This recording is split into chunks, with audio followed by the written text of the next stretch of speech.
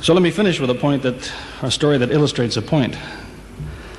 As I said, there's many theories and many explanations around, many explanations. But an explanation, something somebody tells you, is just so much air coming out of his mouth unless he has proof and unless he offers you something that you can use to falsify it. You see, there's many theories of how do the planets go around the sun and how do the stars burn and all the rest of it. Many theories. Most of them are just so much wind. Scientists pay no attention to them because they don't contain something that could be checked to prove it false. You see, Einstein was considered an intelligent man because when he offered his theory in 1905 and again in 1915, he didn't just offer a theory, he said, here's 3 ways to prove I'm wrong. Now it's worth listening to. He's told me, here's 3 different things you can do. If you can do this, I'm wrong. Here you are. Is there anything like that in Christianity? Has the Christian ever said, you want to prove I'm wrong? All you have to do is this. Has he ever done that? The Quran is filled with that kind of thing, filled with it. Saying, you want to prove this book is wrong? Do this. Prove it. Go ahead, do it. Filled with that kind of thing. There's an example of it that made a big impression in its day, during the lifetime, 14 centuries ago, of the Prophet of Islam. You see, he had an uncle named Abu Lahab. That was his nickname, Abu Lahab. This man hated Muhammad. He hated anything the man said. He used to watch him going through the city, and if he saw him talking to someone, he waited till they split up. He'd go after the man he spoke to and take him and say, what did Muhammad tell you? Whatever it is, it's a lie. Did he tell you day? It's night. Did he say black? It's white. Exact opposite. Whatever he heard the Muslims say, he said the opposite. That was the way his mind worked. There's a little chapter of the Quran called Lahab, and it says about this man that he'll never change. It condemns him to hell, Jahannam.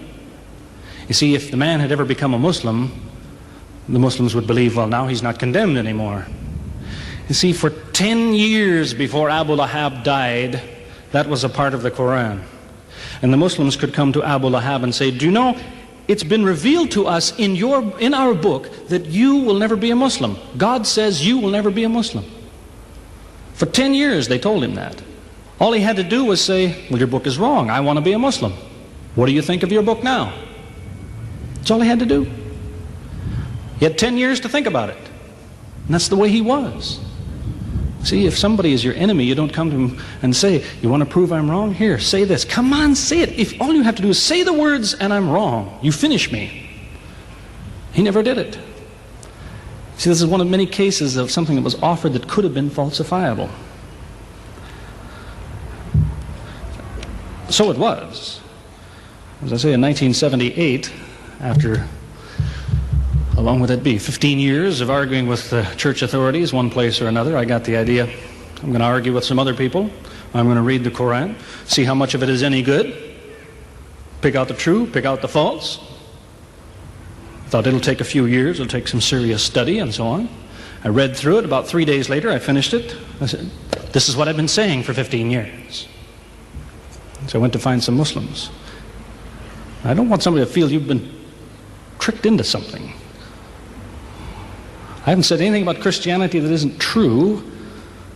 I haven't said anything about Islam that isn't true unless it was a slip of the tongue or something. I'm simply trying to remind an individual, don't close your mind before it's too late. Don't make up your mind before you have all the facts. Most people who used to be Christians and become Muslims will tell you, I am a better Christian than I used to be. Now I follow Christ. I didn't before. That's what I would tell you. The Bible says Jesus told his disciples, when you greet one another, let your greeting be, peace be with you. He set the example, peace be with you. Who says that today? Christians? Once in a great while, maybe. Muslims, whether they speak Arabic or not, they say, Salaam alaikum, peace be with you. Jesus, when he prayed in the Garden of Gethsemane, put his forehead on the ground. Who prays like that, Christians or Muslims? Jesus used to fast for more than a month at a time. Who fasts today? Christians or Muslims? Who really is trying to imitate Jesus. Somebody said to me before coming in here, they said, the Muslims make Jesus out, they insult him and so on and so on. How, possibly, do they insult him? They lift him up. Up. They can't tolerate anything bad said about him. They would just as quickly tell you that, they say Muhammad Rasulullah means Muhammad is the messenger of God. They will just as quickly say Isa, Jesus, Isa, Rasulullah, no problem. Just as quickly tell you that, because it's true. They occupy the same place. If God himself wants to make distinctions among his prophets, that's his business, not ours. Treat them all with the same amount of respect. May God guide us always closer to the truth.